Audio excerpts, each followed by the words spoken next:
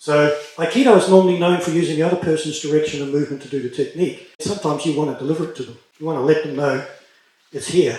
If I wish to invite this person to move, I have to know where my grounding and posture is. It's no good me going in trying to move somebody without first understanding that I need to invite them into me. Now they're into my grounding. I wish to invite Paul to go around me using Shiho-nage.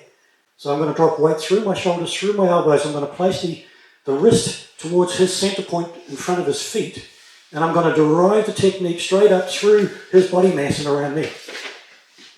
Right? That's me learning how to deliver the technique to the other person. So to learn this when I first started, was from down here. Oh, how am I going to get this guy to move by using a lot of force?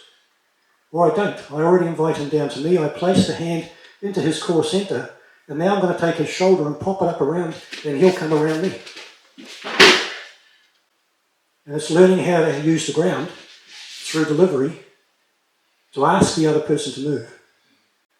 How does it feel? Uncomfortable. It's weird. Yeah. But it was this connecting to the ground, this understanding of how you use the ground to connect. And to move him, I have to center me. Does that make sense? First thing you need to explore is you. How do I adjust me to take away his structure? Second thing is, as soon as I go to deliver and I give it back to him, he's now got control. So once I steal his structure, I then take my center and I put it in the front of his center. And I talked earlier about Shihonage is the back of his shoulder. So the twisting or the body mass that goes up through his wrist into his elbow should come out his shoulder and invite him to come around me. So I'm using that directional intention of my gravity ground feeding up through his shoulder to make him come around. And they can play about how do I deliver.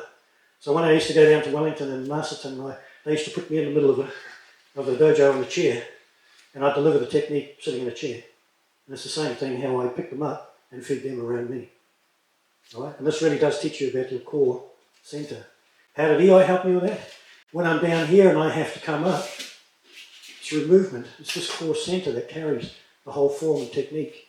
And when I took that and related it back to the Aikido, it helped and made sense. Tony, just before you, could you just break down from where you were centralising his point of balance and his connection, how you first generate the power up from your feet and transfer it through the back of your shoulder to start him moving.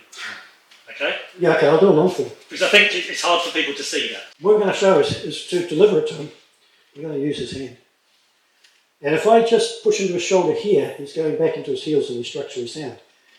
But if I shift this into the front triangle of where his balance is, then what I'm doing is, from the ground, I'm feeding that. I used to call it pushing into the ground. By connecting or pushing into the ground, I create an upward generation up into that shoulder.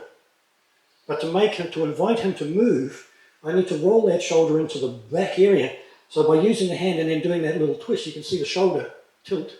Now all I have to do is feed the energy or the intention through that direction.